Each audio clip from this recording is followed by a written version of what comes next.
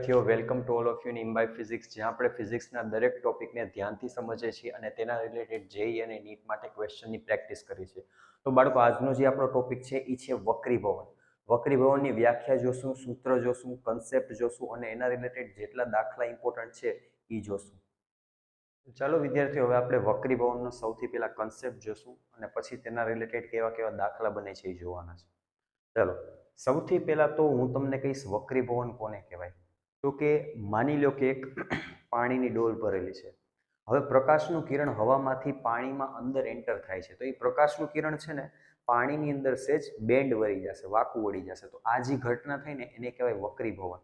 આપણે વ્યાખ્યા જોઈ કે જ્યારે પ્રકાશનું કિરણ છે એક માધ્યમમાંથી બીજા માધ્યમમાં પસાર થાય છે, ત્યારે માધ્યમને છૂટી પાડતી સપાટી આગળ શું થાય છે, તેની દિશા બદલે છે, એટલે કે વાંકું વળે છે. આને શું કહેવાય? આ ઘટનાને કહેવાય વક્રીભવન. બરોબર, તમે જોઈ શકો છો કે અહીં કંઈક માધ્યમ છે N1, અહીં કંઈક માધ્યમ છે N2. જ્યારે પ્રકાશનું કિરણ N1 માંથી N2 માં આવે છે, ત્યારે જો માધ્યમ અલગ ન હોત તો પ્રકાશ આ સીધે સીધું આમ આવેલું જતું. બરોબર, માધ્યમ બદલાવને લીધે શું થઈ જાય? સહેજ વાંકું વળી જાય θ ડિગ્રી, રાઈટ? તો આ હતું વક્રીભવન. હવે આપણે વક્રીભવનના બે નિયમ જોઈએ. જે રીતે પરાવર્તનના નિયમ હતા એ જ રીતે વક્રીભવનના પણ નિયમ આવશે. ઓકે, તો આમાં નિયમ એવું કહે છે, સૌથી પહેલા તો કે આપાત કિરણ, વક્રીભૂત કિરણ અને લંબ એ ત્રણેય કેવા હોય? એક જ સમતલમાં હોય છે. મતલબ આ જે જાય છે આવી રીતે, આને કહેવાય આપાત કિરણ, આને કહેવાય વક્રીભૂત કિરણ અને આ છે સપાટીને લંબ. આ ત્રણેય વસ્તુ બાળકો એક જ સમતલમાં આવેલી હોય છે. બરોબર છે. બીજી વસ્તુ કે જે આપાત કોણ છે અને વક્રીભૂત કોણ છે, બરોબર છે, એનો ગુણોત્તર છે એ અચળ હશે. ઠીક છે, આ છે આપાત કોણ, આ છે વક્રીભૂત કોણ, આ બેનો ગુણોત્તર છે એ કેવો હશે? અચળ હશે.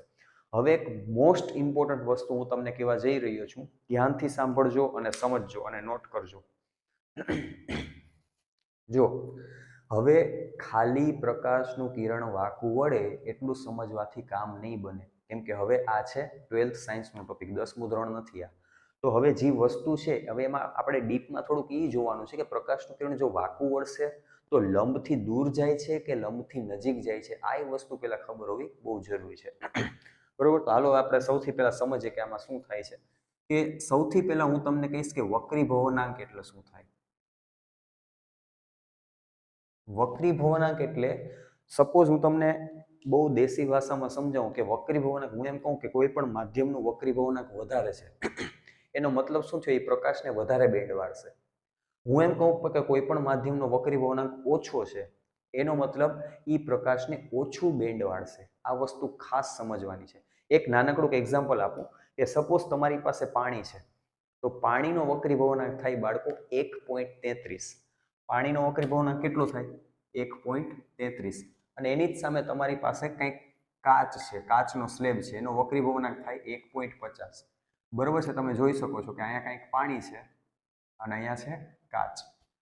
તો પાણીમાં જ્યારે પ્રકાશનું કિરણ જશે ત્યારે બેન્ડ વળશે, પણ જો પ્રકાશનું કિરણ કાચમાં જશે તો પાણીમાં બેન્ડ વળ્યું હતું એના કરતાં વધારે બેન્ડ વળશે, એના કરતાં વધારે વાંકું વળશે. કેમ? કેમ કે એનો વક્રીભવનાંક પાણી કરતાં વધારે છે. શું વક્રીભવનાંક બાળકો શું ડિસાઈડ કરે છે? વક્રીભવનાંક એટલે એ ડિસાઈડ કરે છે કે કોઈ પણ માધ્યમનો વક્રીભવનાંક છે એ પ્રકાશને કેટલું બેન્ડ વાળશે, એ તમને એના વક્રીભવનાંક ઉપરથી ખબર પડે, રાઈટ? તો હવે બીજી વસ્તુ કે વક્રીભવનાંકનો સિમ્બોલ શું છે? બરોબર, કેમ આપણે વિદ્યુત પ્રવાહને આઈથી દર્શાવી, એવી જ રીતે વક્રીભવનાંકનો સિમ્બોલ છે સ્મોલ n. યાદ રાખજો, બરોબર છે? બરોબર, હવે તમને યાદ હોવું જોઈએ કે વક્રીભવનાંક તમને શું દેખાડે છે? તો કે ઈ માધ્યમમાં પ્રકાશ છે કેટલું વાંકું વળશે અને પ્રકાશનો વેગ કેવી રીતે ઘટશે. હવે વક્રીભવનાંકમાં બે હોય, સાપેક્ષ વક્રીભવનાંક હોય ને નિરપેક્ષ વક્રીભવનાંક હોય, એ આપણે જોઈએ. બરોબર છે, તો સાપેક્ષ, સૌથી પહેલા આપણે જોશું નિરપેક્ષ વક્રીભવનાંક અને પછી આપણે જોશું સાપેક્ષ વક્રીભવનાંક. ચલો, નિરપેક્ષ વક્રીભવનાંક એટલે શું? નિરપેક્ષ વક્રીભવનાંક એટલે ડાયરેક્ટ સૂત્ર યાદ રાખો તમે, n = c/v. આ છે નિરપેક્ષ વક્રીભવનાંક. આ શું છે? નિરપેક્ષ વક્રીભવનાંક. એમાં c શું છે? c છે એ શૂન્યાવકાશમાં પ્રકાશનો વેગ છે. એટલે શું થશે? શૂન્યાવકાશમાં પ્રકાશનો વેગ 3 × 10⁸ મીટર પર સેકન્ડ. અને v શું છે? તો કે જ્યારે એ પ્રકાશ એન માધ્યમ વાળા આ માધ્યમમાં એન્ટર થાય છે ત્યારે એ માધ્યમની અંદર પ્રકાશનો વેગ કેટલો થઈ ગયો, પહેલા કેટલો હતો 3 × 10⁸. હવે એ માધ્યમ જો બદલશે તો એના પ્રકાશનો વેગ ઘટી જશે. આ કંઈક એના જેવું જ છે કે માની લો તમે છે એક બુલેટ ફાયર કરો છો તો હવામાં એનો વેગ વધારે હોય, પણ જેવું એ બુલેટ છે એ પાણીની અંદર ઘૂસે છે ત્યારે પાણીની અંદર છે વક્રીભવનાંક વધારે હોવાથી, પાણી ઘટ્ટ હોવાથી શું થાય છે, બુલેટનો વેગ ઘટી જાય છે. તો સેમ સિનારીઓ છે એ આપણે પ્રકાશમાં જોવા મળે છે. બરોબર છે. તો આમાં એવું થશે કે v શું છે તો કે n વક્રીભવનાંકના માધ્યમમાં પ્રકાશનો વેગ, n વક્રીભવનાંક ધરાવતા માધ્યમમાં પ્રકાશનો વેગ, તો n = c/v. આને આપણે દાખલા જોશું, પહેલા તો તમારે ફોર્મ્યુલા યાદ રાખવાનો. ચાલો હવે સાપેક્ષ વક્રીભવનાંક. સાપેક્ષ એટલે તમને ખબર છે કમ્પેરિઝન થાય. સાપેક્ષનો મતલબ એ થાય ને બાળકો. હવે હું જ્યારે લખું છું n=n12, તો યાદ રાખો n12 ને તમારે શું લખાય, n1/n2. પહેલા આટલું યાદ રાખી લો, પછી હું કહેવાનો મતલબ શું છે. પછી માની લો હું લખું n21, તો આને શું લખાય, n2/n1. બરોબર છે. હવે ધ્યાનથી સમજજો, હું એમ કહું છું કે n12 ને બોલાય શું, તો n12 ને શું બોલાય કે માધ્યમ 1 નો વક્રીભવનાંક 2 ની સાપેક્ષે. પાછું રિપીટ કરું છું, માધ્યમ 1 નો વક્રીભવનાંક 2 ની સાપેક્ષે. મતલબ જી આંકડો n ની નજીક હોય એનો વક્રીભવનાંક હોય અને જી છેલ્લે હોય એની સાપેક્ષ હોય. ફોર એક્ઝામ્પલ, માધ્યમ 2 નો વક્રીભવનાંક માધ્યમ 1 ની સાપેક્ષે. માધ્યમ 2 નો વક્રીભવનાંક માધ્યમ 1 ની સાપેક્ષે. આ વસ્તુ તમારે નોટ કરવાની છે બુકમાં. બરોબર છે. તો આ થઈ ગયું નિરપેક્ષ વક્રીભવનાંક, સાપેક્ષ વક્રીભવનાંક. વક્રીભવનાંક શું દર્શાવે તો કે ભાઈ પ્રકાશ છે એ કેટલું વાંકું વળશે, એની અંદર એનો વેગ કેટલો થશે. બરોબર છે. હા, બીજી વસ્તુ એક નોટ કરો ખાસ,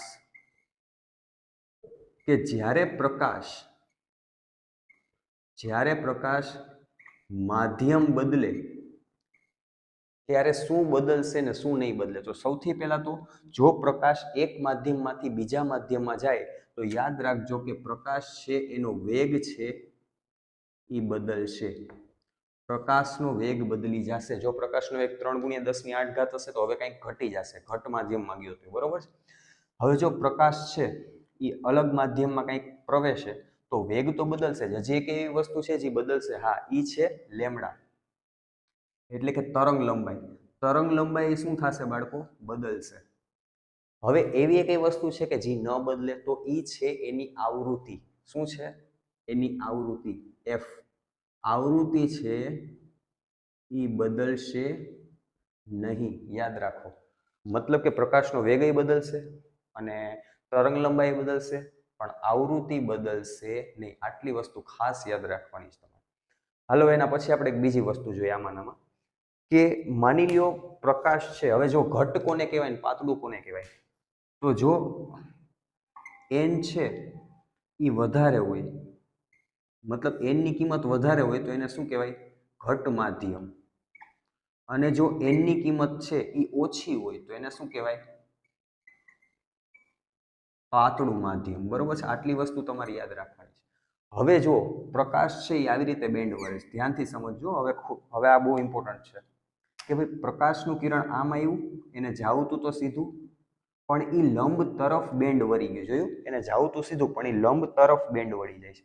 હવે આ માધ્યમને હું કહી દઉં n1, આ માધ્યમને હું કહી દઉં n2. જ્યારે પ્રકાશનું કિરણ લંબ તરફ બેન્ડ વળે એનો મતલબ બાળકો એ થયો કે એ પ્રકાશ છે એ ઘટ માધ્યમમાં પ્રવેશ્યો છે. મતલબ આ માધ્યમ કેવું છે, આ છે ઘટ અને આ કેવું છે, પાતળું માધ્યમ. તો જ્યારે પ્રકાશનું કિરણ પાતળામાંથી ઘટમાં પ્રવેશે છે એનો મતલબ શું છે, પ્રકાશ છે એ લંબ તરફ વળશે. બરોબર, તમે અહીંથી જોઈ શકો છો. તો આનો મતલબ શું છે, અહીંયા વક્રીભવનાંક n2 નો વધારે છે એઝ રિસ્પેક્ટ ટુ n1. આ વસ્તુ ખબર પડી. હાલો, બીજી વસ્તુ કે જો પ્રકાશનું કિરણ છે એ લંબથી દૂર વળે છે. ફોર એક્ઝામ્પલ, પ્રકાશનું કિરણ આવતું હતું આમ, એને જવું છે આમ સીધું, પણ એ આમ બેન્ડ વળે છે લંબથી દૂર. હવે અહીંયા કંઈક માધ્યમ લઈ લ્યો n3, અહીં માધ્યમ લઈ લ્યો n4. તો હવે જો પ્રકાશનું કિરણ લંબથી દૂર વળે તો એનો મતલબ શું છે, આ છે ઘટ અને આ છે પાતળું. એનો મતલબ અહીંયા છે એ n3 ની કિંમત વધારે હશે n4 કરતા. યાદ રાખો, જેમાં n ની કિંમત વધારે હોય એ ઘટ કહેવાય, જે n ની કિંમત ઓછી હોય એ પાતળું માધ્યમ કહેવાય. એટલે અહીંયા શું થઈ જશે બાળકો? આ થઈ જશે ઘટ અને આ થઈ જશે પાતળું. આ થઈ જશે ઘટ, આ થઈ જશે પાતળું. બરોબર છે? તો જો પાછું એકવાર રિપીટ કરું છું, પ્રકાશ છે એ પાતળામાંથી ઘટમાં પ્રવેશશે તો લંબ તરફ વળશે, અને પ્રકાશ છે એ ઘટમાંથી પાતળામાં જશે, એન્ટર થશે તો લંબથી દૂર વળશે. તો આ બધી ઇન્ફોર્મેશન્સ છે એ તમારે ખાસ યાદ રાખવાની છે. આની ઉપરથી દાખલા કેવા કેવા આવે છે હમણાં આપણે જોશું. બરોબર છે? તો વિદ્યાર્થીઓ, આપણે કન્સેપ્ટ જોઈ લીધો છે વક્રી પૂર્ણાંકનો. હવે વારો છે દાખલા કરવાનો. હવે આપણે જોઈએ કે કેવા કેવા ટાઈપના છે એ દાખલાઓમાં પૂછાય છે. ચલો, સૌથી પહેલા આપણે થોડોક હલકો ફૂલકો દાખલો લેશું. આ ક્વેશ્ચનમાં તમને એવું કહે છે કે પાણીનો હવાની સાપેક્ષે વક્રી પૂર્ણાંક n 4/3 છે. ફોર એક્ઝામ્પલ, હવે આને હું કેવી રીતે લખીશ મેથેમેટિકલ સ્ટેપમાં? આને હું આમ લખીશ, પાણીનો વક્રી પૂર્ણાંક એટલે NW કેની સાપેક્ષે? એરની સાપેક્ષે. એર એટલે હવા. એ શું આપ્યો છે? 4/3. બરોબર છે? અને આને જો શું લખી શકું? NW/NA લખી શકું. હમણાં જ આપણે થિયરીમાં જોયું હતું કે N12 એને શું લખાય? N1/N2. N21 હોય એને શું લખાય? N2/N1. રાઈટ? તો એવી જ રીતે NWA છે તો NW/NA. આની કિંમત મને 4/3 આપી છે. હજી બીજી કઈ કિંમત આપી છે કે કાચનો હવાની સાપેક્ષે વક્રી પૂર્ણાંક. મતલબ કાચ એટલે હું ગ્લાસ કહીશ, ગ્લાસ. કાચનો, ગ્લાસનો હવાની સાપેક્ષે વક્રી પૂર્ણાંક એટલે હું આને આમાં લખી શકું Ng/Na. એ કેટલો આપ્યો છે મને? 3/2. હવે પેલું તમને એ પૂછ્યું છે કે કાચનો પાણીની સાપેક્ષે વક્રી પૂર્ણાંક એટલે કે ગ્લાસનો વક્રી પૂર્ણાંક કેની સાપેક્ષે? પાણીની સાપેક્ષે. તેને શું લખાય? Ng/Nw. બરોબર છે? હવે આપણે જો ભાઈ જ્યારે તમને એમ કહે કે ભાઈ કોઈ પણ ફલાણા મટીરિયલનો વક્રી પૂર્ણાંક હવાની સાપેક્ષે, તો સમજી લેવાનું કે એ તમને એનો પોતાનો ખુદનો એનો મટીરિયલનો વક્રી પૂર્ણાંક આપ્યો છે. મતલબ હવાની સાપેક્ષે કે ને એટલે ખાલી મટીરિયલનો વક્રી પૂર્ણાંક આપ્યો છે એમ માની લેવાનું આપણે. બરોબર? તો અહીંયા મને ડાયરેક્ટ Ng, હવે જો હું આને ધારું તો આવી રીતે મલ્ટીપ્લાય કરી શકું ને Na થી. તો Ng/Na ની કિંમત શું આપીશ? 3/2. NW/Na, તો NW/Na આવ્યું. NW/Na શું આપ્યું છે? 4/3. તો હું આવી રીતે લખીશ 4/3. રાઈટ? સમજાય છે? તો હવે આ કેલ્ક્યુલેટ થશે અને કંઈક આન્સર આવશે 9/8. અચ્છા, હવે પ્રશ્ન થાય કે સર વક્રી પૂર્ણાંકનો એકમ? તો યાદ રાખો, વક્રી પૂર્ણાંકનો એકમ ન હોય, એકમ રહિત છે. બરોબર? હવે આવે છે બી. તમને એવું પૂછ્યું છે કે પાણીનો કાચની સાપેક્ષે વક્રી પૂર્ણાંક. મતલબ કે અહીંયા પાણીનો વક્રી પૂર્ણાંક છે ગ્લાસ એટલે કે કાચની સાપેક્ષે. એને શું લખાય? NW/Ng. હવે આ બે વક્રી પૂર્ણાંક તમને હવાની સાપેક્ષે આપ્યા તો ડાયરેક્ટ તમે NW ની કિંમત આ રાખી દો તો આઈ રહી. આ રાખી દો તો વાંધો નહીં, આપી જ છે આપણને NW ની કિંમત આઈ રહી. 4/3 રાખી દો તો વાંધો નહીં. Ng ની કિંમત ડાયરેક્ટ 3/2 રાખી દો તો કંઈ વાંધો નહીં, કેમ કે હવાની સાપેક્ષે છે. તો NW શું રાખીશું? 4/3. અને ડિવાઇડેડ બાય Ng. Ng શું છે? 3/2. તો હવે અહીંયા આન્સર શું આવ્યું? 8/9. રાઈટ? આની ઉપરથી એક કન્ક્લુઝન તમને ખબર પડી? બરોબર છે? કે જો હું એમ લખું કે N12 તો એ કેના બરાબર થયું? 1/N21. કેમ ખબર પડી સર? તો કે આને લખો N21 ને શું લખાય? N2/N1. તો અહીંયા N2/N1. હવે આ છેદનો છેદ અંશમાં જશે તો N1 ઉપર આવી લો. તો જો આ N12 N12 થઈ ગયું કે નહીં? મતલબ કે N12 ને તમે 1/N21 લખી શકો. બરોબર છે? આ કન્ક્લુઝન ઇમ્પોર્ટન્ટ છે, યાદ રાખજો આ વસ્તુ. ક્લિયર? ચલો વિદ્યાર્થીઓ, એના પછીનો દાખલો જોયા પહેલા આપણે સૌથી પહેલા એક થોડો કન્સેપ્ટ જોવો પડશે. એને કહેવાય સ્નેલનો નિયમ. શું કહેવાય? સ્નેલનો નિયમ. ચલો, સ્નેલનો નિયમ શું કહે છે?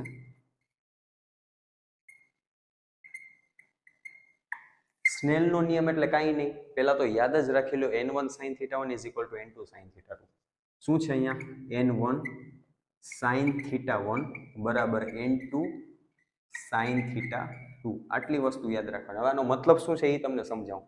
કે માની લો આ કંઈક માધ્યમ છે, અહીંયા વક્રી પૂર્ણાંક છે N1 અહીંયા નીચે વક્રી ભવનાંક છે n2 અને પ્રકાશનું કિરણ આમ આવે છે બરોબર θ1 ખૂણાએ આપાત થાય છે અને એને જાવતું તો સીધું જ પણ એ બેન્ડ વળી જાય છે અને અહીંયા ખૂણો બનાવે છે θ2 બરોબર છે તો આ શું થયું જો ધ્યાનથી સમજજો આ છે n1 અને sin θ1 અને આ શું છે n2 sin θ2 મતલબ જે માધ્યમમાં આપાત થાય છે એ માધ્યમનો વક્રી ભવનાંક ગુણાકાર ઈ નો આપાત કોણ શું છે એ લખવાનું એના બરાબર શું કરવાનું જે માધ્યમમાં વક્રી ભવન થાય છે એનો વક્રી ભવનાંક માધ્યમનો અને એનો વક્રીભૂત કોણ લખવાનો હવે આ જ સૂત્રનો આપણે યુઝ કરી અને ઓલો દાખલો આપણે સોલ્વ કરવાનો છે તો સૌથી પહેલા આપણે જોઈએ કે ક્વેશ્ચનમાં શું દીધું છે ક્વેશ્ચનમાં તમને એવું કીધું છે કે અહીંયા એક માધ્યમ છે હવે અહીંયા શું માધ્યમ હોય એ મને ખબર નથી n1 ને n2 તમે ધારી શકો માની લો કે આ કંઈક n1 છે અને આ કંઈક છે n2 હવે પ્રકાશનું કિરણ કંઈક થીટા ખૂણે આપાત થાય છે આ આપાત કોણ છે તો પ્રકાશનું કિરણ આપાત થાય છે અને થોડુંક પરાવર્તિત થાય છે થોડુંક પ્રકાશનું કિરણ પરાવર્તિત થાય છે અને થોડુંક વક્રીભૂત થાય છે હવે પરાવર્તિત કિરણ અને વક્રીભૂત કિરણ વચ્ચેનો ખૂણો કેટલો છે 90 ડિગ્રી તમને અહીં આપ્યો છે પરાવર્તિત કિરણ અને વક્રીભૂત કિરણ વચ્ચેનો ખૂણો કેટલો છે 90 ડિગ્રી તો હવે તમારે એ ગોતવાનું છે કે આપાત કોણ કેટલો હશે આપાત કોણ કેટલો હશે હવે આને સોલ્વ કરવા માટે એક વસ્તુ યાદ રાખો આપણે પરાવર્તન જોયા હતા પરાવર્તનમાં શું જોયું હતું કે જે આપાત કોણ હોય જ વક્રીભૂત કોણ હોય સોરી પરાવર્તિત કોણ હોય તો જે આપાત કોણ છે એ જ પરાવર્તિત કોણ થશે મતલબ આ થીટા આપાત થયો છે તો થીટા શું થશે પરાવર્તિત થશે ભાઈ હવે આટલો થી જ ભાઈ આ આખો 90 ડિગ્રી હોય સમજી શકો છો તમે આ 90 ડિગ્રી હોય આ થીટા છે તો આ શું થાય તો કે સર આ થાય 90 માઇનસ થીટા હવે આ પોતે શું છે ખૂણો આ આવી રીતે 90 ડિગ્રી છે એમાંથી આ જો આ આખો 90 ડિગ્રી છે તો આ 90 માઇનસ થીટા હોય તો આ શું થશે થીટા કેમ કે 90 માઇનસ 90 માઇનસ થીટા એટલે થીટા થઈ જશે હવે ફરી પાછું આ ખૂણો છે એ 90 ડિગ્રી બનાવે છે એમાંથી આટલો ખૂણો તો તમને ખબર પડી ગઈ કે કેટલો છે થીટા છે તો આ ખૂણો કેવી રીતે મળે તો કે 90 માઇનસ થીટા 90 માઇનસ થીટા તો તમારે આ થીટા ગોતવાનો છે ખાલી તો આપણે લગાડી દઈએ સૂત્ર શું છે બરોબર છે અહીંયા હું ધારી લઉં n1 અહીં હું ધારી લઉં n2 તો જોઈએ શું થાય છે n1 sin થીટા થીટા એટલે આપાત કોણ બરાબર n2 sin હવે અહીંયા θ2 શું છે θ2 છે એ વક્રીભૂત કોણ છે વક્રીભૂત કોણ યાદ રાખો અને અહીંયા વક્રીભૂત કોણ શું છે તો કે પ્રકાશ જે વક્રીભવન થયું છે એ લંબની સાપેક્ષે શું ખૂણો બનાવે છે એને આ વક્રીભૂત કોણ કહેવાય એટલે અહીંયા શું આવી જશે બાળકો 90 માઇનસ થીટા બરોબર તો આને હું શું લખીશ તો કે n1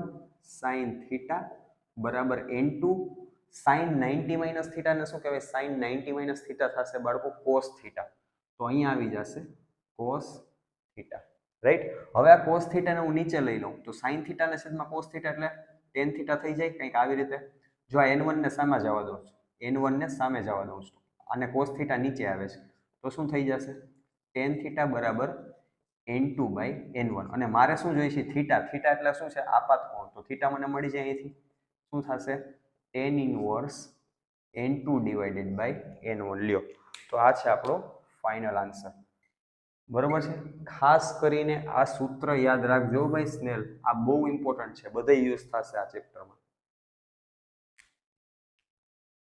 ચલો વિદ્યાર્થીઓ એના પછીનો પ્રશ્ન જોઈએ આ પ્રશ્નમાં તમને એવું કહે છે એક તમારી પાસે ગોળો છે એ ગોળો છે એનો વક્રી ભવનાંક તમને આપ્યો છે √3 અને આજુબાજુ હવા છે હવાનો વક્રી ભવનાંક હોય 1 બરોબર હવે એવું કહે છે કે ગોળામાં એક બાજુથી પ્રકાશનું કિરણ છે એ લંબની સાપેક્ષે 60 ડિગ્રીના ખૂણે આપાત થાય છે અને પછી હવે જો પ્રકાશ છે એ પાતળામાંથી ઘટમાં એન્ટર થાય છે એટલે એ લંબ તરફ વળશે સમજાય છે વસ્તુ જો પ્રકાશને છે એ જાવતું કેમ પ્રકાશને તો આમ સીધું જ જાવતું પણ પાતળામાંથી ઘટમાં ગયું એટલે લંબ તરફ વળ્યું હવે પ્રકાશ છે અહીંયા વક્રીભૂત કોણ બનાવે છે કંઈક r હવે એ જ રીતે પ્રકાશ છે એ વળી અહીંયા કંઈક ખૂણો બનાવે છે લંબની સાપેક્ષે એ છે r' અને અહીંથી છે એ બહાર નીકળી જાય છે બરોબર છે અહીંથી છે એ બહાર નીકળી જાય છે બરોબર તો તમારે એ કહેવાનું છે કે આ r કેટલો હશે આ r' કેટલો હશે અને ઈ કેટલો હશે ઈ એટલે શું થાય ખબર ઈ એટલે ઇમર્જન્સ એંગલ ઇમર્જ એટલે કેટલા ખૂણેથી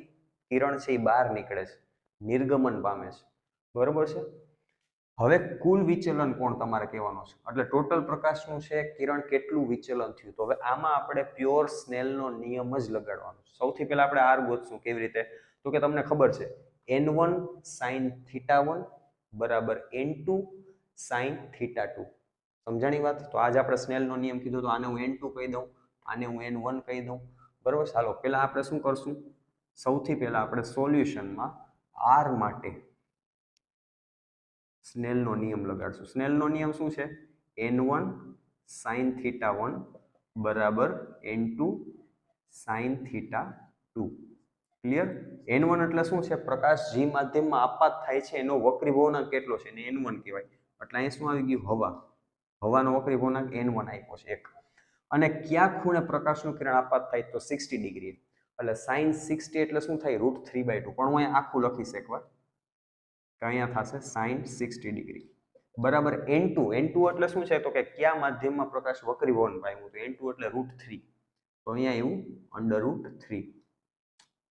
અને પ્રકાશ છે એનો વક્રીભૂત કોણ કેટલો છે? એ r. તો sin θ2 શું થઈ જશે? sin r. ક્લિયર? બસ મારે અહીંયા r ની કિંમત જ જોઈશ. તો આ sin r ને કરતા બનાવીશ તો √3 નીચે આવી જશે. હવે મને કહો sin 60 એટલે શું થાય? તો કે સર sin 60 એટલે થાય √3/2. તો આની કિંમત હું મૂકી દઈશ √3/2. અને અહીંથી આ √3 છેદમાં આવી જશે. તો અહીંયા 1/√3 થઈ જશે. અને સામે શું વધ્યું? સામે વધ્યું બાળકો sin r. √3 થી √3 કટ થઈ જશે. તો શું વધશે? sin r બરાબર 1/√2. લ્યો હવે r ની જગ્યાએ તમે કયો એંગલ મૂકો તો જવાબ 1/√2 આવે? તો કે સર 30 ડિગ્રી. એનો મતલબ મને r ની કિંમત શું મળી ગઈ? 30 ડિગ્રી. તો આ છે આપણો ફાઇનલ આન્સર. હાલો હવે જોઈએ એના પછી શું પૂછ્યું છે. એના પછી મને r ખબર પડી ગઈ. r કેટલો છે? 30 ડિગ્રી છે. હવે મને પૂછ્યું છે કે r ડેશ કેટલો છે. મને પૂછ્યું છે r ડેશ કેટલો છે. હવે એક વાત સમજો. તમને યાદ હોય તો તમે 9મા ધોરણમાં સમદ્વિબાજુ ત્રિકોણ ભણ્યા હતા. સમદ્વિબાજુ ત્રિકોણ એટલે શું થાય? તો કે માની લો બે એવા ત્રિકોણ છે કે જેની માત્ર બે બાજુ છે એની લંબાઈ સરખી હોય. તો એમાં શું હતું? તો કે આ જે ખૂણો બનાવે છે આ ખૂણો ઈ જ થશે. મતલબ સામસામેના જે ખૂણા છે એનું મૂલ્ય સરખું થશે. તો હવે એક વસ્તુ સમજો તમે. આ કેન્દ્રથી આ અંતરની ત્રિજ્યા કહેવાય. મતલબ કે આ ત્રિજ્યા છે. આ કેન્દ્રથી આ અંતરની ત્રિજ્યા કહેવાય. તો તમે ધ્યાનથી જુઓ તો આ સમદ્વિબાજુ ત્રિકોણ બને છે કે નહીં? કે જેની આ બે બાજુ સરખી છે. તો એના સામસામેના ખૂણા કેવા હશે? સરખા જ હશે. જે r હશે એ r ડેશ હશે. બરોબર. તો ખબર પડવી જોઈએ અહીંયા કે r ડેશ માટે શું થશે? તો કે સર r ડેશ માટે છે અહીંયા સમદ્વિબાજુ ત્રિકોણ બનાવે છે. બરોબર છે. જે આ ત્રિજ્યા છે એ જ આ ત્રિજ્યા છે. તો જે અહીંયા r હશે એ જ પાછું શું થઈ જશે? r dash. એટલે r ડેશ r બરાબર થઈ જશે. અને r મને શું મળ્યો બાળકો? 30 ડિગ્રી. તો આ છે આપણો r ડેશ નો final answer. Is that clear? પછી તમને પૂછ્યું છે નિર્ગમન કોણ કેટલો થશે. નિર્ગમન કોણ એટલે કયા ખૂણેથી પ્રકાશનું કિરણ બહાર નીકળે છે. આ ઈ ગોતવાનું છે. તો ઈ કેવી રીતે ગોતશું ઈ જોશું. તો એના માટે પાછો સ્નેલનો નિયમ જ લગાડશું. સેમ વસ્તુ કાંઈ અલગ નથી. તો હવે આપણે જોશું ઈ માટે. બરોબર છે. હાલો આ બેના જવાબ મળી ગયા છે મને. આ બેના જવાબ શું આવ્યા? 30 ડિગ્રી. હવે મારે ઈ ગોતવાનો રહ્યો ખાલી. ઈ માટે વળી પાછો સ્નેલનો હવે જો સ્નેલનો નિયમ આપણે અહીંયા લગાડશું આ સપાટી ઉપર. પહેલા આપણે અહીં બારેથી અંદર આવ્યા હતા ત્યારે અહીંયા સ્નેલનો નિયમ લગાડ્યો હતો. હવે અંદરથી બહાર જાય છે તો અહીંયા સ્નેલનો નિયમ લગાડશું. શું થશે સ્નેલનો નિયમ? n1 sin θ1 બરાબર n2 sin θ2. તો n1 શું થયો અહીંયા? n1 એટલે આ થયો આ વખતે. તમે કહેશો સર એવું કેમ? તો ભાઈ રટવાની જરૂર નથી કે સર n1 હંમેશા આ જ લેવાનું. વસ્તુ સમજો તમે.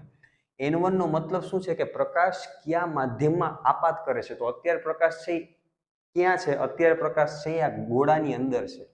તો હવે ઈ કેસમાં તમારા માટે n1 આ થઈ જશે. બરોબર છે. અને પ્રકાશ વક્રીભવન હવે હવામાં થાય છે. તો ઈ કેસમાં તમારા માટે વક્રીભવનાંક આ થઈ જશે n2. તો બસ હવે કિંમત લગાડી દઈએ આપણે. શું છે? n1 એટલે √3 sin r dash. sin r dash એટલે શું થયું? લાવો લખું જ છું પૂરેપૂરું. sin r ડેશ બરાબર n1 n2 n2 એટલે શું છે? 1. અને અહીંયા શું આવશે? sin e. ક્લિયર? હવે r ડેશ ની કિંમત તો તમને મળી ગઈ હમણાં 30 ડિગ્રી. તો અહીંયા 30 ડિગ્રી મૂકી દેવાય. હવે તમને ખબર જ છે કે 30 ડિગ્રી એટલે શું થાય? 1/2. તો અહીંયા શું આવશે? √3/2 ઇઝ ઇક્વલ ટુ સાઇન ઈ. તો લ્યો મને કયો અહીંયા ઈ ની કિંમત હું શું મૂકું તો મને જવાબ √3/2 આવશે. તો કે સર ઈ ની કિંમત છે એ તમે 60 ડિગ્રી રાખશો તો શું આવશે જવાબ √3/2 આવી જશે. તો અહીંથી મને નિર્ગમન કોણ, આને કહેવાય નિર્ગમન કોણ, કેટલો મળી ગયો 60 ડિગ્રી. બરોબર છે. હવે આટલું નોટ કરી લ્યો. પછી હું જોઈએ, હવે આપણે જોઈએ કુલ વિચલન કોણ કેટલો થશે. પહેલા આટલું જોઈ લ્યો. હાલો જોઈ લીધું. હવે હું આ જવા દઉં છું આટલું, અને હવે આપણે ખાલી ફોકસ કરશું કે વિચલન કોણ કુલ કેવી રીતે મળે છે. હાલો આમાં થોડી કંઈક અલગ મેથડ પડશે પણ તમારે શીખવાની છે, ધ્યાન દઈ. હાલો આટલું જવા દઉં છું. આ નીકળી ગયું. હાલો હવે ખાસ સમજજો વિચલન કોણ કોને કહેવાય. વિચલન કોણ એટલે પ્રકાશને જાવતું ક્યાં અને વયો ગયો ક્યાં. પાછું રિપીટ કરું છું. વિચલન કોણ એટલે પ્રકાશને જાવતું ક્યાં અને વયો ગયો ક્યાં. એક બહુ નાનકડું એક્ઝામ્પલથી તમને સમજાવું છું કે માની લો પ્રકાશનું કિરણ છે એ આમ આપાત થાય છે, બરોબર છે, અને આમ પરાવર્તિત થઈ જાય છે. તો માની લો કે 30 ડિગ્રીના ખૂણે આપાત થયો તો પરાવર્તન કોણ 30 ડિગ્રી જશે. હવે એને જાવતું તો એકચ્યુઅલી આમ, બરોબર છે. તો આ જો એને જાવતું આમ સીધું વળી ગયો આમ, તો આ જે ખૂણો આવ્યો ને એને શું કહેવાય વિચલન કોણ કહેવાય. અને વિચલન કોણ કેવી રીતે મળે ખબર છે? સાંભળજો ધ્યાનથી. આ આખો ખૂણો શું થશે 180 ડિગ્રી થશે. એમાંથી તમે આટલો ખૂણો બાદ કરી દો તો શું થશે આટલો ખૂણો 30 ને 30 60 ડિગ્રી. તો તમે 180 માઇનસ 60 ડિગ્રી કરો તો તમને શું આપશે 120 ડિગ્રી. આને વિચલન કોણ કહેવાય. બસ આ જ વસ્તુનો ઉપયોગ તમારે આમાં કરવાનો છે. કેવી રીતે હું સમજાવું. હવે એક વાત મને કહો, જ્યારે પ્રકાશનું કિરણ પાતળામાંથી ઘટ માધ્યમમાં ગયું ત્યારે ક્લોકવાઇઝ બેન્ડ વળ્યું. તમે કહેશો સર ક્લોકવાઇઝ ક્યાં આવી ગયા વળી એમાં? ક્લોકવાઇઝ એન્ટી ક્લોકવાઇઝ તો તમે કીધું નથી. ક્લોકવાઇઝ એટલે સમજો એને જાવતું આમ સીધું પણ લંબ તરફ વળ્યું એટલે ક્લોકવાઇઝ વળ્યું, બરોબર છે. એનો મતલબ આમાં શું થશે વિચલન થશે. વિચલન કેટલું છે એના માટે શું જોયું તો કે આર ની કિંમત આપણને શું મળી તો કે આર ની કિંમત મળી મને સર 30 ડિગ્રી. હવે તમને ખબર છે કે આ આખો ખૂણો કેટલો છે 30 ડિગ્રી. એને જાવતું આમ તો મારે આટલો ખૂણો જોઈએ ખાલી, બરોબર છે. આટલો ખૂણો કેટલો થઈ જાય તો આટલું છે એનામાં વિચલન આવ્યું, બરોબર છે. તો જો આ 60 ડિગ્રી હોય તો આ આખું 60 ડિગ્રી થાય. જો પાછું રિપીટ કરું છું, એ કેવી રીતે પાછું સમજાવું સાંભળજો. અહીંથી આમ છે, બરોબર, પ્રકાશનું કિરણ આમાં આવ્યું 60 ડિગ્રી અને શું થઈ ગયું આમ વક્રીભૂત થઈ ગયું. એને જાવતું ક્યાં આમ સીધું. હવે તમે જો આ ચોકડી બને છે આવી રીતે, આમ તમે ભણી ગયા છો 9માં કે ચોકડી બનતી હોય તો જે ખૂણો આ હોય એ ખૂણો આ હોય તો આખે આખો 60 ડિગ્રી થઈ જાય. હવે તમને ખબર છે કે આ વક્રીભૂત કોણ કેટલો છે 30 ડિગ્રી. તો મારે આટલો જે ભાગ જોતો હોય આ વિચલન થયું એ કેટલું છે 60 માઇનસ 30 એટલે 30 ડિગ્રી. તો 30 ડિગ્રી ક્યાં આવ્યું ક્લોકવાઇઝ આવ્યું, સમજાય છે. હવે અહીંથી તો વળી ગયો, હવે અહીંથી વળી બીજી વાર બેન્ડ વરસે તો બીજી વાર કેવી રીતે બેન્ડ વરસે તો એને જાવતું તો જો આમ સીધું જ, બરોબર, જાવતું તો એને સીધું જ પણ વળી ગયું આમ તો વળી પાછું ક્લોકવાઇઝ બેન્ડ વરસે. તો આ ડાયાગ્રામ હું અહીંયા ડ્રો કરું છું. માની લો કે એને જાવતું આમ સીધું પણ અહીંયા આવી રીતે ગોળો આવી ગયો, સપાટી આવી ગઈ છે, અને અહીંયા શું આવી ગયું અહીંયા આવી ગયું લંબ, તમે જોઈ શકો છો આ, બરોબર. અને એને જાવતું આમ સીધું પણ એ શું થાય છે આમ બેન્ડ વળી જાય છે. અને આ શું આપે છે તમને, આ આપે છે નિર્ગમન કોણ ઈ, નિર્ગમન કોણ ઈ. અને આ શું છે આર ડેશ. ભાઈ આ વસ્તુ અહીંયા અલગથી દોરું છું, કાંઈ નવું નથી કરતો. અને આર ડેશ ની કિંમત શું મળી આપણને 30 ડિગ્રી. તો તમને ખબર છે કે વળી પાછી જો આ ચોકડી બનાવે છે આમ આવી રીતે આમ, તો આટલો ભાગ શું થઈ ગયો 30 ડિગ્રી. અને આખો ભાગ કેટલો આપ્યો છે તમને ઈ મળ્યો આપણને 60 ડિગ્રી. તો હવે વિચલન કેટલું થયું જો એને જાવતું આમ ઓ વળી ગયું ઈ આમ, સોરી એને જાવતું આમની કોર ઓ વળી ગયું ઈ આમની કોર, તો વિચલન આટલું આવ્યું કહેવાય. તો 60 માઇનસ 30 કરો તો શું મળશે તમને 30 ડિગ્રી. તો પહેલા તો અહીંયા 30 ડિગ્રીનું છે એ વિચલન થયું ક્લોકવાઇઝ, અને અહીંયા 30 ડિગ્રીનું છે એ વિચલન થયું ક્લોકવાઇઝ. તો બે ક્લોકવાઇઝ હોય તો સરવાળો કરી દેવાનો. તો ટોટલ શું આવશે વિચલન કોણ 30 degree clockwise plus 30 degree clockwise. તો શું આવશે 60 ડિગ્રીનું છે એ વિચલન થયું. સપોઝ જો અહીંયા કંઈક એન્ટી ક્લોકવાઇઝ હોય, મતલબ પ્રકાશનું કિરણ નીચે નમવાની બદલે ઉપર વળત, તો એની કિંમત આપણે અહીંયા માઇનસ કરત. સમજમાં આવે છે વસ્તુ, બરોબર. તો આ યાદ રાખજો. કેવી રીતે મેથડ યુઝ થાય છે, વિચલન કોણ કેવી રીતે મળે. વિદ્યાર્થીઓને પછીનો પ્રશ્ન જોઈએ. આ ક્વેશ્ચનમાં હવે તમને એવું કીધું છે કે અહીંયા એક આવી રીતે કન્ટેનરમાં પાણી ભર્યું છે અને આવી રીતે તળિયે કંઈક વસ્તુ રાખી છે. હવે હું ઉપરથી લેઝર લાઇટ ફેંકું છું. હું લેઝર લાઇટ આવી રીતે કયા એંગલે ફેંકું કે જેથી અહીંથી લેઝર લાઇટ છે એ સીધી અહીંથી આ વસ્તુ ઉપર આપાત થાય. સમજાય છે? આ વસ્તુ ઉપર પડે. તો તમારે એ કહેવાનું છે કે અહીંયા આપાત કોણ કેટલો હશે લંબની સાપેક્ષે. તો ચાલો એના માટે શું કરશું આપણે? તો તમે કહેશો કે સર સિમ્પલ અહીંયા સ્નેલનો નિયમ લગાડી દો. તો વાત સાચી, સ્નેલના નિયમ લગાડવાથી મને થીટા મળી જાય, પણ એના માટે મને પહેલા વક્રીભૂત કોણ ખબર હોવી જોઈએ. તો વક્રીભૂત કોણ કેવી રીતે મળે? તો તમે ધ્યાનથી જુઓ કે આ શું બનાવે છે, કાટકોણ ત્રિકોણ બનાવે છે કંઈક આવી રીતે, રાઈટ? જેની આ બાજુ 4 છે અને આ બાજુ 4 છે. તો મને આ ખૂણો મળી જાય. હા, કેવી રીતે? સામેની બાજુ અને પાસેની બાજુ. તો અહીંયા ટેન થીટા લગાડવાથી સામેની બાજુના છેદમાં પાસેની બાજુ મળી જશે. સામેની બાજુ અને પાસેની બાજુ 1 થઈ ગઈ. તો હવે તમને ખબર હોવી જોઈએ કે ટેન થીટાની કઈ કિંમત મૂકવું અહીંયા થીટામાં કે જેથી મને 1 આપે. તો 1 મને ક્યાં આપશે? તો કે 30 અને 45. તો થીટા શું આવી ગયું મારા માટે? 45 ડિગ્રી. હવે આ થીટા શું છે? એ છે વક્રીભૂત. એટલે આ મને 45 ડિગ્રી મળી ગયું. હવે તો સિમ્પલ છે ને, અહીંયા સ્નેલનો નિયમ લગાડી દો. n1 એટલે air, n1 sin theta is equal to n2 એટલે પાણીનો વક્રીભવનાંક sin r. બરોબર છે? જોઈએ આપણે સ્નેલનો નિયમ લગાડી. n1 sin થીટા બરાબર nw. અહીંયા એર છે એટલે એ લખું છું, અહીં વોટર છે એટલે nw લખું છું. nw sin r એટલે આ વક્રીભૂત કોણ. બસ મારે આ થીટાની કિંમત જોઈશે. તો અહીંથી મને શું મળી જશે? n એર એટલે એક કિંમત આપી છે, nw એટલે કેટલી કિંમત આપી છે? 4/3 કિંમત આપી છે, અને nr વક્રીભૂત કોણ કેટલો મળ્યો? 45 ડિગ્રી. બસ હવે ખાલી કિંમત મૂકી તો sin થીટા મને મળી જશે. અહીંયા sin થીટાને કરતા બનાવીશ તો શું થશે? nw/n air into sin r. હાલો અહીંથી sin થીટાની કિંમત મને જોશે તો nw ની કિંમત શું છે? 4/3. અહીંયા 4/3 અને n એર એટલે 1, તો છેદમાં 1 લખો કે ન લખો કાંઈ ફેર ન પડે એટલે 4/3 થઈ ગયું. ઓકે, વક્રીભૂત કોણ કેટલો મળ્યો મને? sin 45 degree. અહીંયા આવશે 4/3. sin 45 એટલે શું થાય? sin 45 એટલે થાય 1/√2. ચાલો, તો આ 4 ને હું આમે લખી શકું, 2 × 2 અને અહીંયા શું આવશે? 3√2. સમજાય? અને હું 2 ને શું લખી શકું? 2 ને હું લખી શકું √2 × √2. તો √2 × √2 થઈને પાછો 2 આવી જશે અને 2 ને 2 4 2 ને 2 × 2 4 થઈ જશે. તો અહીં કેન્સલ થયું. તો અહીંથી મને શું મળ્યું? sin theta is equal to 2√2/3. તો અહીંથી મને થીટાની કિંમત મળી જશે બાળકો sin ઇનવર્સ 2√2/3. બરોબર છે? તો આ છે આપણો ફાઇનલ આન્સર.